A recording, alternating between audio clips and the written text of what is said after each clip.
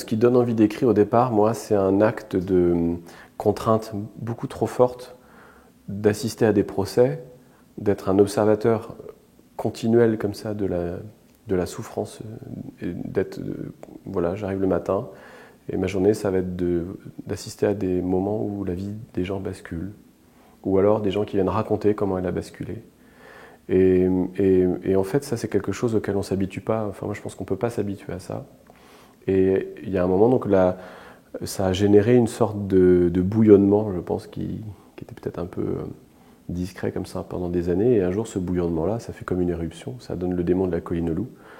Et depuis que ce livre est sorti, je n'arrive plus à raconter les procès de la même manière. Parce que le livre m'a emmené au bout d'une logique d'empathie. Je suis allé très loin dans cette empathie, en me mettant moi dans la peau d'un enfant qui souffre. Et donc j'ai du mal à revenir en arrière, à me redétacher de la vie des autres. Mais par contre, ça m'a donné effectivement une matière. Donc je suis pas à l'abri de revivre une autre explosion pour autre chose, mais j'ai l'impression que ça a ouvert le volcan. Et donc maintenant, c'est mon espace de travail qui a été désigné un peu, je pense, à travers l'écriture de ce livre. Autour de ça, de ces questions, la liberté, le déterminisme, la folie, le mal, le bien, toutes ces choses-là, je pense que c'est ça qui est un peu mon champ d'exploration. Et donc, qu'est-ce qui peut recréer c'est l'envie de continuer à comprendre et d'explorer ce champ-là, en fait, même si ce sera forcément moins violent pour moi dans la découverte, quoi. L'écriture du livre, c'est un moment où on est un peu seul dans l'écriture. C'est une solitude qui est parfois dure, mais qui est parfois belle aussi. Mais en tout cas, on est seul dans l'acte d'écriture. Et tout à coup, quand on ouvre cette porte et que le livre il fait sa vie dans le monde, on contrôle plus ce qui se passe, en fait. On sait pas comment on va être lu. Déjà, on ne sait pas si on va être lu.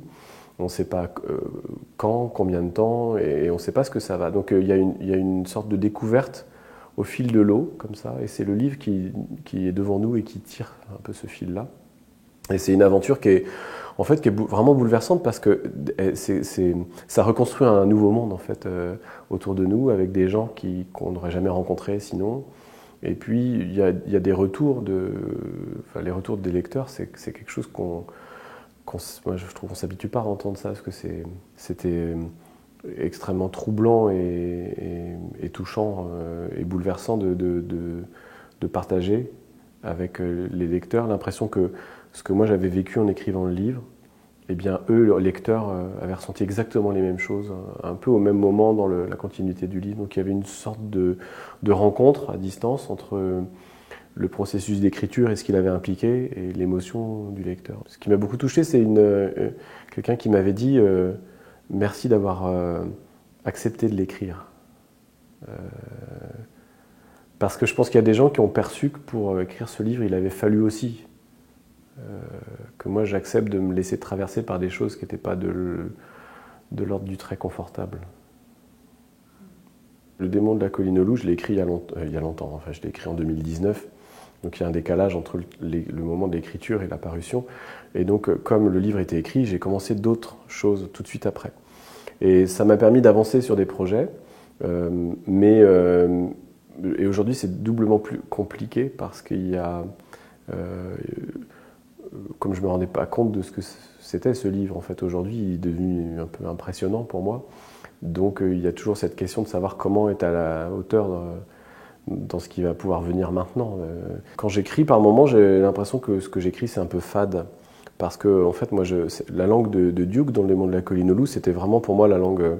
C'est vraiment quelque chose de très personnel, cette langue. J'ai l'impression que c'était ma langue c'est la chose la plus personnelle, peut-être, que j'ai jamais livrée, cette langue. Parce qu'elle traduit exactement la manière dont moi, je pense les choses, je crois. C'est-à-dire cette façon de désarticuler un petit peu, d'être dans un rythme un peu étonnant où il n'y a pas vraiment de début, il n'y a pas vraiment de fin, et en fait on peut en même temps aller du tragique au rire avec cette langue.